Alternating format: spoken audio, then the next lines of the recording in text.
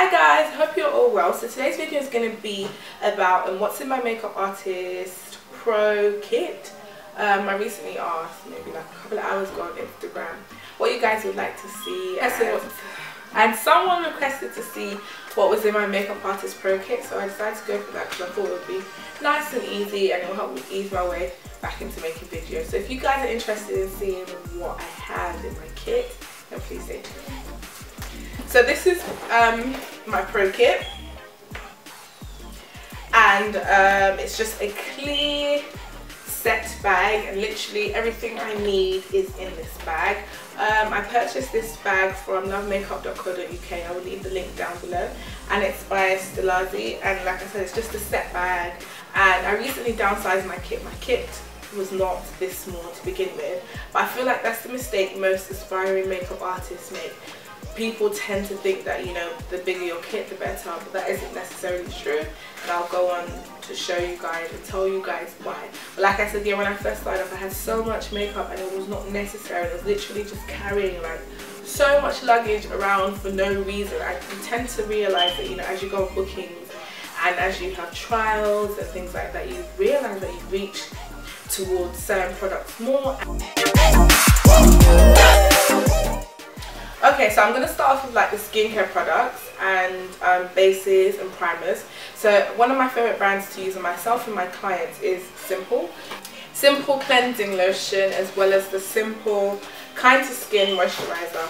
Now I like to apply the cleansing lotion prior to makeup application, so I just cleanse my client's face and then straight after I'll apply the moisturiser.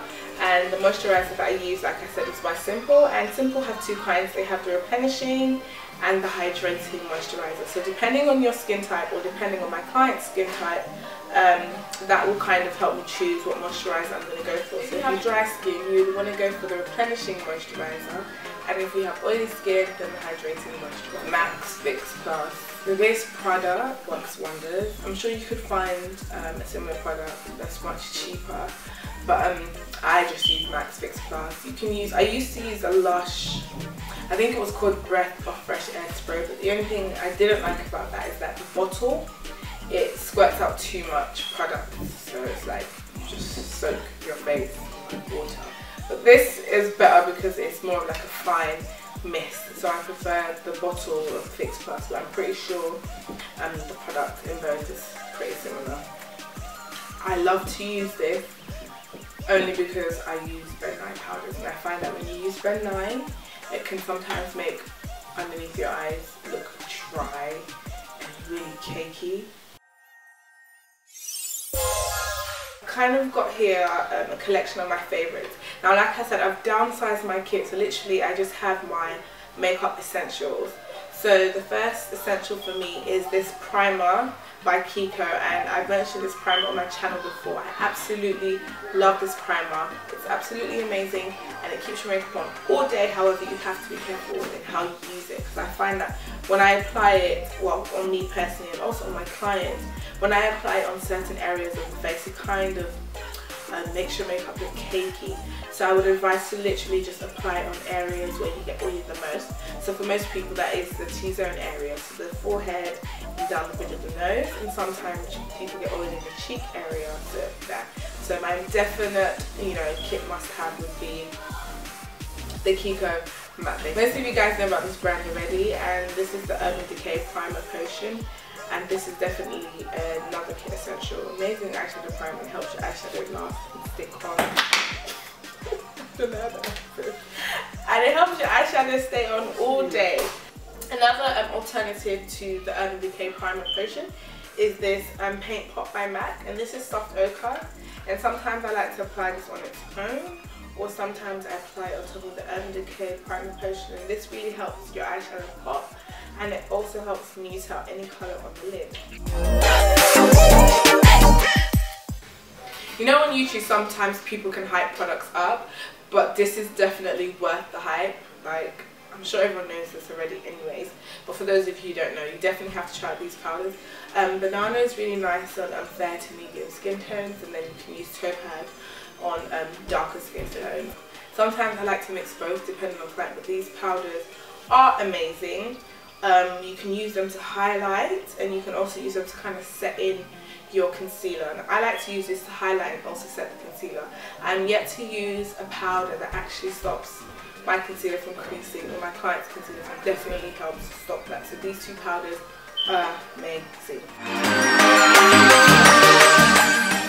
Bronzers, again, if you follow my work, not even just follow my work, if you know me, then you'll know I am a sucker for illuminators, highlighters. Oh, I love glowy, dewy skin. Like, I'm so in love with it. I can't see myself doing makeup without highlighting and adding a bronzer. So for me, it's definitely a must-have. It's definitely the kit essential. Now, my two favourite liquid illuminizers are, and you guys have heard me rant and rave about this on YouTube, on Instagram, and literally I tell everyone I know about it. It's the Giorgio Armani Fluid Sheer, all-time favourite. Like, I cannot see myself doing my makeup again without this product. I could not do my client's makeup again without this product. This is amazing. And I recently discovered a new way to use it. Like, before I used to mix it into the foundation, but now I apply it directly to the skin, and oh, guys, I've got it on today. Like, literally, camera does not do it justice. Get the Giorgio Armani Fluid Sheer in number 4. I also have it in number 10. And I'm planning on getting number 3. I had a sample of number 3. I really like that, but I find that it's really similar to NARS's Laguna, which is why I'm yet to purchase it. But like I said, I have 10 and I have 4. 10 is my all-time fave, like I already said.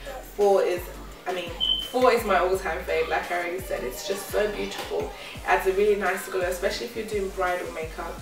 You want to make sure, you know, your bride's really nice and glowy, just looks like she literally just walked out to I also like to use this, but I definitely prefer the Giorgio Armani. This is more of like, if you're going for more of like a bronzy sort of look, so you can use this. Sometimes I use this on the, you know, neck area, and what's this area called?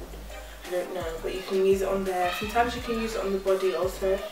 So this is another favourite of mine. This looks really nice with the Giorgio Armani foundation. I don't have that here, but it looks nice. My favourite bronzer, I recently purchased this when I went to Orlando about 3 weeks ago, and I'm in love with it. Like, I literally searched high and low for this bronzer. High and low, like every shop. I went into every Walgreens. I didn't know that they didn't sell it in Walgreens. I was told on Instagram that you can only get it in certain Walgreens, like kind of catered towards, you know, ethnic minorities. So literally I searched everywhere, guys. Like, my family was even getting sick of me, like, it's not everyday Walgreens. But seriously, I looked everywhere, and then I put it on Instagram because, you know, I couldn't find it, and then someone was nice enough to point out that I should try the Walmart on Kirkman Road, I think it was Kirkman Road.